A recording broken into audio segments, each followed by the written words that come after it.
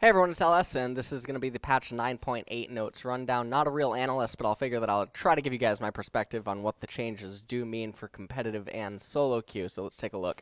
Amumu, passive Curse Touch. Curse targets take an additional 10 to 13% of pre-mitigation magic damage as true damage. Q Bandage Toss, 16 to 8 seconds scaling to 12 to 8 seconds scaling. So what I think that this ends up meaning is, I'll be completely honest that I'm not familiar with what Amumu jungle skill order is. I never ever see him. The only time that I see him is when I have to do my public patron solo queue tier lists and I have to throw him into the low Mars. So I actually don't know what his skill order is. So one of the things though is that if he does end up maxing Q first, this is obviously really big because he gets his rank 3 Q at rank 1 now, which means that he can devote skill points to other abilities, which I believe that his other abilities are probably better, obviously, at clearing the jungle. So in that case, he has a lot more power early on, and he has a lot more strength inside of his early ganks, and then obviously his neutral objective clear potentially, because if this means that you can just end up maxing Q last, because of the difference when you consider the CDR that you're able to get and whatnot, it might mean that neutral objective capture and everything is just a lot stronger, because I believe that W is percentage max HP or something when he's like crying. Coach, by the way, though, so I don't actually, all right, whatever. But do I think that this fixes Amumu's problems? Not necessarily. I still think that he is definitely problematic, although in late game, I do think that he is actually quite obnoxious if he can hit the CDR cap with the Bandage Toss. I think that obviously the little change with this Q and being able to follow enemies is quite good. The change that Cinderhulk, I believe, got, which ramped the damage as well, is probably a nice change for him. I don't know. Maybe Amumu actually is potentially okay, but I think that he still suffers from severe mana issues, so not really too sure. Kamil, base attack speed increased 0.625 to 0.644, so they're giving her back some of the attack speed. I actually don't think that Kamil is totally gone from the jungle entirely. I just think that a lot of champions in the jungle right now are pretty effective at her, and the way that the meta has shaped up for mid and top lane as well as bottom lane, it's very hard for Kamil to actually coordinate ganks and consistently get ahead. So she's not the same kind of menace that she was once before, but I do still think that she's actually probably an A-tier jungler, but obviously this helps out top Kamil a lot. I don't think that it's enough to help top Kamil get put back on the map, though. Cassiopeia, E-cost decreased at later ranks. This is a really interesting thing, because I feel like a lot of players at the very high end of solo queue as well as pro play have forgotten just how strong Cassiopeia actually is. She took a hit to her W, but the reality about the hit that her W ended up suffering was that most people do not sit on top of the miasma anyway throughout the full duration, so yes, she lost some of the damage, but that's not why you pick her in those moments, because she's often going to overkill a lot of the targets and have lethal set up for herself anyway, as long as she's playing well. So Twin Fang, 40 to 80 mana to 40 to 60 mana. She doesn't actually max E until later, so the mana cost being the same is almost irrelevant until late game. So it's not real. This is like a placebo buff to me. And I don't think I've said that word in a while. Fiora, W damage and slow stun duration increased. E-cost flattened at all ranks. This is really scary because tanks are on the horizon. We did just start, I believe, seeing Nautilus pop up. I think that he was just played in the relegation matches yesterday in LCK. I know that a lot of people are prioritizing Nautilus, especially in mid lane support and top lane. And so with more and more tanks being theorized to come back, obviously any changes to Fiora in order to keep her in line for the MSI patch, which is what I believe this is obviously welcome. Fiora, I think, is actually a really fun champion to witness. Getting this much damage on the riposte at rank 1 is just super fantastic. Blade work, the mana cost, everything's just really good.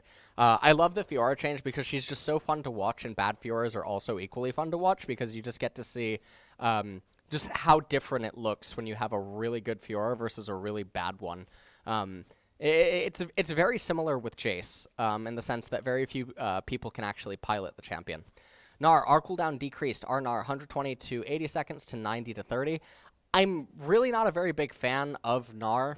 The R cooldown, I think, is also irrelevant. You're not going to go mega inside of 2 team fights. So I think that that's just a very weird thing going on. Now, the one thing that I will say about this, though, is that for split pushing, I guess by going mega and getting HP, someone can correct me if I'm wrong here inside of the YouTube comments, but I do believe that you get to keep the HP if you don't end up taking damage, so it acts as a pseudo heal. And so in that sense, for split pushing Gnar, I guess it bolsters away for him to heal himself without actually having a reliance on lifesteal. So that could actually be something that is really, really powerful, possibly. Jhin, trap duration increased, traps recharge faster at later ranks, R damage multiplier increased, and level up tooltip corrected. E captive audience, trap duration 2 to 3 minutes is really big. Trap recharge timer, 1 trap every 28 to 24 seconds, scaling to 28 to 16 seconds. The problem is that you don't max E until last, so the fact that it's at rank 1 doesn't really do anything. The only buff that we actually get here is trap duration, so this is actually a legitimate buff. This is a placebo. Our curtain call damage multiplier 1.0 to 3.5 based on target's missing health, 1.0 to 4 based on target's missing health. This is really good. I believe that Jhin got some other love elsewhere. I just don't think that it's quite enough to put him back onto the map, especially not with the direction that the meta is heading into. Base attack damage, armor, attack speed ratio decrease. Kayle ascends based on level and R rank. Base stats, attack damage 52 to 50, armor 28 to 26, attack speed ratio 0.695 to 0.667. I guess they don't want to put 0.666. The number of bonus attack speed uses to calculate its effectiveness, not Kayle's attack speed. Passive, divine ascent. Ascensions are now based on Kayle's level and skill points. This means that she can no longer take Kleptomancy for the potential level 14, 15 spike, which means that Kales are going to have to accept utilizing Fleet Footwork or Comet or something like that. I really don't think that Conqueror is that good. I think that Lethal Tempo is also unreliable. And I think that at this point we've already established that Crit Trinity Force Kayle is pretty much the best. One of the things I really don't like, though, is just like in my previous patch rundown, I believe, where I showed the Kayle videos, Kayle is... I still hold the same stance on Kayle as I had in the, I believe, 9.7 patch rundown, where I just don't think that she was out long enough. I think that there's other ways to hit her solo queue stuff than hitting her in competitive. And I mean, yes, the way that the meta is shifting actually is good for Kayle. I believe that I was talking about a game... I think it was in LCS. I think Broken Blade picked Akali, but that was a perfect spot for Kayle. And I think that was the game. There was actually been a few spots that have popped up in competitive where Kayle actually would have been a really, really, really powerful pick, and yet we didn't see her, which is surprising. Kayn, E-Shadow Assassin cooldown decreased. E-Shadow Step 21 to 13 seconds to 8 seconds at all ranks for Shadow Step. So with 40% CDR, Shadow Step is permanently up. Is that what is going on? Kayn is permanently inside of the wall? So he's like an actual ghost. Right? Because it lasts 7 seconds. So even without CDR, he's permanently inside of the wall. So this is Aurelion Soul on crack, basically, in terms of how fast he can move around the map. The problem is that I am very, very doubtful that we will see Shadow Kayn unless his numbers get altered. Oh, cooldown starts when E ends. Okay, Twitch chat is correcting me, Coach, by the way. Still, 8 seconds with 40% CDR, his E ends. His ability to scale map terrain is just insane. That is super, super, super powerful, especially because he's going to get Yumu's Ghost Blade. Now, the thing about his passive, I guess, with Umbral... You know, has anyone ever tried tank Shadow Kayn? Has anyone ever tried, like, off-tank Shadow Kayn? I don't think that anyone's ever seen that. I don't believe that tank or off-tank Shadow Kayn has ever worked. And the reason that I say that is because why would you do it over Rost? And... The only thing about it is that it has the damage amplification from Shadow Kayn's passive, right? Whereas Rost obviously has the knockups and the heals. But I guess E is more slippery than Rost could ever hope to be. So I'm not... I know that sounds really weird. I don't think that it would be good. I'm just curious what it would actually look like. But anyways, yeah, that's it for Kayn. Master E is now ghosted during R. Master E can move through units during Highlander. That's good. Passive, Nautilus, duration increase, Q damage increase. This is fantastic because I mentioned Tank Horizon on the meta. Well, this is going to further propel it because Nautilus is already coming back thanks to the 9.6 buffs, which I think that a lot of pro teams around the world definitely overlooked. Passive root duration increase, Q damage increase, 0.5 to 1.5 at levels 1 to 18, 0.75 to 1.5 levels 1 to 16. Super good. Dredgeline getting 20 base damage is super powerful inside of the laning phase. And then also the ability power thing going on here. Potentially helpful for Nautiluses that weave in like Dark Seals or something, or if Nautilus ends up ever picking up a Doran's Ring, I mean, it adds a little bit of damage, but it's not that much. So yeah. Ornn, Living Forges, Fire Cape, Frozen Fist, and Infernal Mask. Base stats have been increased. Yes.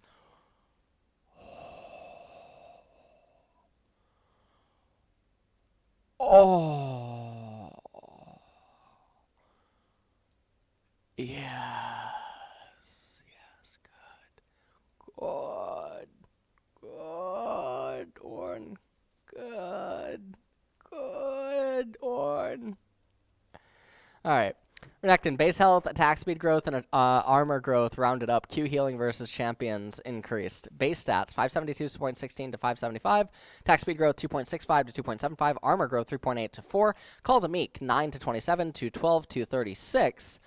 Healing, empowered healing versus champions, 27 to 81 to 36 to 108. Empowered healing cap, 150 to 450 to 200 to 600. These are actually really, really good Renekton buffs, but I think that, again, with the way that the meta is aiming towards, it prevents him from coming back. But when tanks gradually end up getting hit in, you know, midsummer or whatnot, this is going to be a buff that people are going to have to come back to and remember.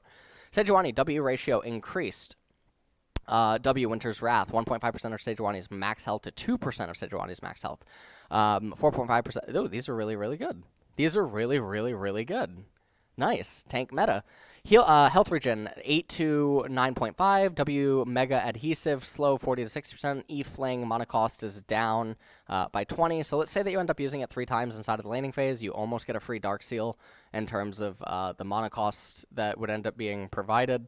I don't think these are enough for Singed, even though I commented before, because Singed got hit by the Dark Seal change, and even though I commented before on the minion dematerializer in a previous patch, Q Chomp, 22, okay, Subjugate, nope,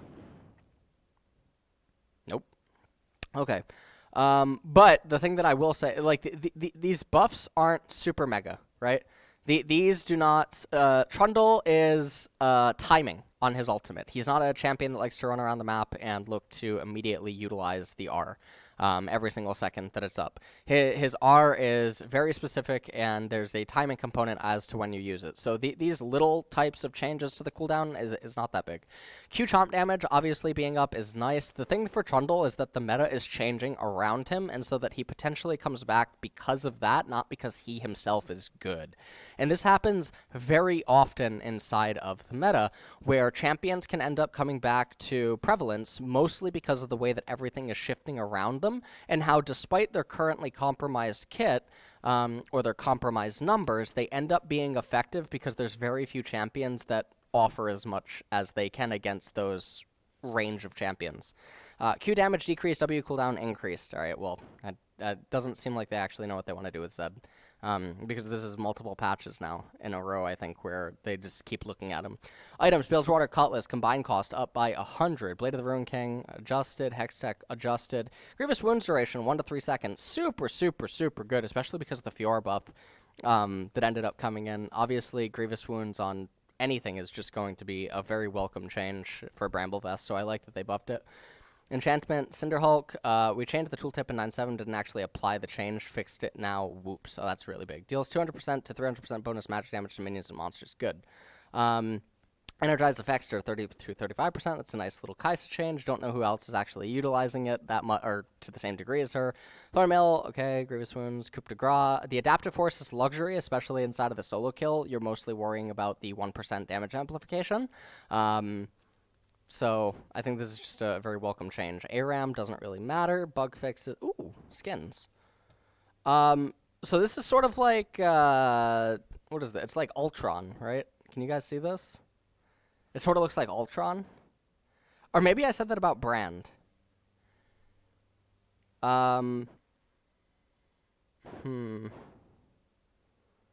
It's not Ultron. Oh, Shredder. Shredder's a pretty good Shredder's a pretty good example. KDA Prestige Evelyn. I think that the splash art looks absolutely fantastic, but I saw what they ended up doing to the base skin in game, and I thought that that just looked really bad. I think that the splash art, the splash art is the equivalency of going on Tinder and then trying to trust that whoever you're about to go on a date with isn't using Photoshop. That's all that I have to say about that. The IG skins are all fantastic. I actually think this is by far and away, like it's not even close. Nothing is even comparable. This is by far and away the best skin line that Riot has ever done for any of the world's winning teams. This is nothing comparable. Every other skin line before, like TPA, nice joke. You'd have to pay me to buy it. TPA, whatever. Fnatic has like 2 good ones. They have what? They have Gragas and Janna, right? Fnatic has Gragas and Janna. I think everything else is really bad. SK Telecom skins, no. They're just so bland. They look like Captain Marvel had to decide on her own suit.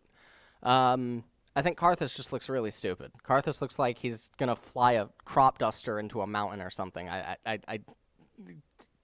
like he wants to get into his passive really soon or something. So doesn't he have like aviators on or something? He has like these weird goggles or glasses. I don't even know what Karthus is doing. And then Samsung Galaxy White, like the Rengar is just really weird looking. The Twitch has a good animation. The Thresh is okay, but there's just such better Thresh skins. Yeah, the Rengar is just, it's something else. And then after that, what? Then we get what?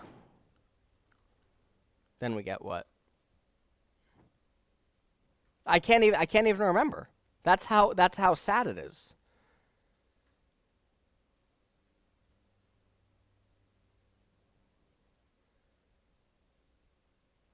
God, this is so sad. Anyways, IG skins, best ever. Best ever. All right. Now maybe that'll change when we get when we get SKT season 9 skins or Griffin season 9 skins, but who am I kidding? Everyone already knows that you know, everyone knows who's really going to get skins here. NA. All right. So anyway, so let's recap one last time. So let's Amumu, really big for low-level solo queue as well. I don't know its impact on competitive. Kamil, really nice little buff for top lane Kamil. Obviously, a nice little buff for jungle Kamil, too, because I don't actually think that she's out of the game. Cassiopeia, placebo. Fiora, fantastic buff. Gnar, really good for split-pushing Gnar, so it's welcome there. Jhin doesn't really do enough to address his issues, I believe.